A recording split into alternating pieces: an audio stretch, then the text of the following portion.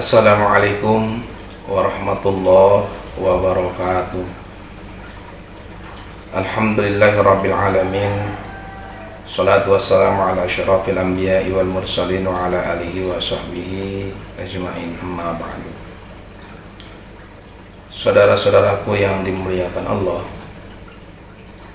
suatu hari ketika baginda Rasulullah sallallahu alaihi wasallam keluar rumah, beliau menggunakan syal, semacam selendang kecil, hadiah dari sahabatnya.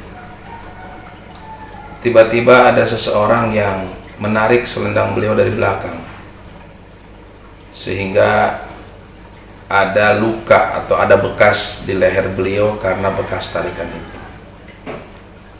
Melihat ini, sahabat Umar bin Khattab emosi. Hampir-hampir saja orang itu akan dipukul, bahkan akan dibunuh oleh Umar karena kasarnya kepada Rasulullah SAW. Tapi Rasul mencegah dan tersenyum, biarkannya Umar. Tapi Rasulullah, dia begitu tidak sopannya mengambil selendangmu dari belakang dan ada bekas di lehermu. Rasul adalah manusia yang sangat sabar, sangat bijaksana. Beliau hanya berkata, biarkan saja, mungkin dia senang, menyukai selendangku. Masya Allah, saudaraku, dari kisah ini kita bisa mengambil pelajaran yang sangat berharga. Betapa Rasulullah SAW adalah manusia yang paling sabar. Padahal jelas-jelas apa yang dilakukan oleh orang tersebut melukai, dan mungkin itu akan, kalau terjadi dengan diri kita, tidak tahu apa yang terjadi. Oleh karena itu, dari sifat sabar ini kita bisa mengambil poin atau kesimpulan-kesimpulan bahwa sabar itu adalah sifat yang paling mulia bagi seorang mukmin. Sabar itu terbagi menjadi 3 macam. Yang pertama, sabar di dalam menjalankan seluruh perintah Allah. Tapi Allah pun tidak hanya suka memerintah, Allah juga senang melarang. Maka sabar yang kedua adalah ketika kita tidak melakukan hal-hal yang dilarang oleh Allah. Dan sabar yang ketiga, ini adalah sabar secara umum, di mana kita ketika mendapat musibah, kita diperintahkan untuk bersabar. Sabar dalam menjalankan perintah Allah, tentu ini juga membutuhkan perjuangan. Ketika kita sholat subuh, kita harus bangun. Tentu ini adalah kesabaran ketika kita melawan ngantuk. Ketika kita harus mengeluarkan zakat, sedekah, tentu ini pun adalah butuh kesabaran. Karena harta yang kita cari, yang kita dapatkan dari hasil keringat kita, tapi tiba-tiba kita sedekahkan, bahkan zakat yang ditentukan nilainya itu 2,5%. Kalau orang tidak sabar, maka dia tidak akan mudah untuk mengeluarkan sedekah. Dia tidak akan bersusah payah untuk menghitung harta yang dia zakatkan di jalan Allah. Tapi dengan kesabarannya, dia mengikuti segala perintah Allah.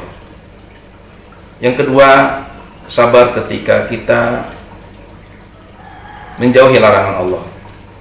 Dan ingatlah saudaraku, sabar menjauhi larangan ini lebih sulit dibandingkan kita menjalankan perintah Allah.